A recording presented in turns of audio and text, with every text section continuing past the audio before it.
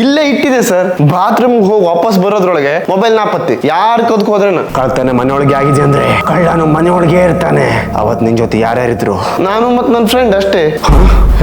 ನನ್ನ ಮೇಲೆ ಡೌಟ್ ಪಡ್ತೀವ್ರಿ? ಇಲ್ಲ ಸರ್, ಅವ್ನು ನನ್ನ ಬೆಸ್ಟ್ ಫ್ರೆಂಡ್. ಅವ್ನು ಕದ್ದಿರೋಕ್ ಸಾಧ್ಯ ಇಲ್ಲ.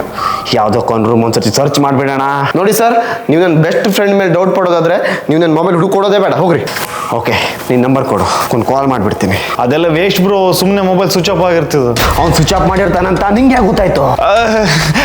ಯಾವ ಕಳ್ಳ ಬ್ರೋ ಫೋನ್ ಆನ್ ಮಾಡ್ಕೊಂಡು ಹಂಗೆ ಇಟ್ಕೊಂಡಿರುತ್ತೆ.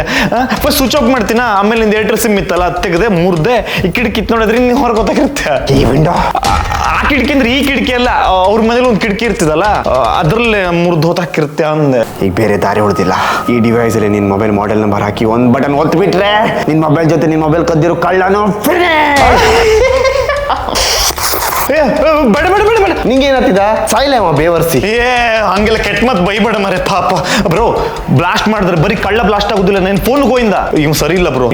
ನೀವು ಹೋಗಪ್ಪ, ನಾವು ನೋಡ್ಕೊಂತಾರ.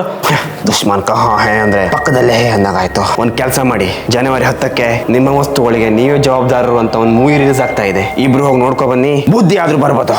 ಬರ್ತೇನೆ. iPhone 16 Pro Max ಆಗಿತ್ತಲ್ಲ ಮರೆಯ, ಹೋಯ್ತಲ್ಲ. ಫೋನ್ ಅಲ್ಲ ಬ್ರೋ, ನೋಡು ತಡಿ ಏನಾದ್ರು ಮಾಡುವ. ಅದ್ರದ್ದು ಪ್ಯಾಟರ್ನ್ ಲಾಕ್ ಏನಾಗಿತ್ತು ಬ್ರೋ?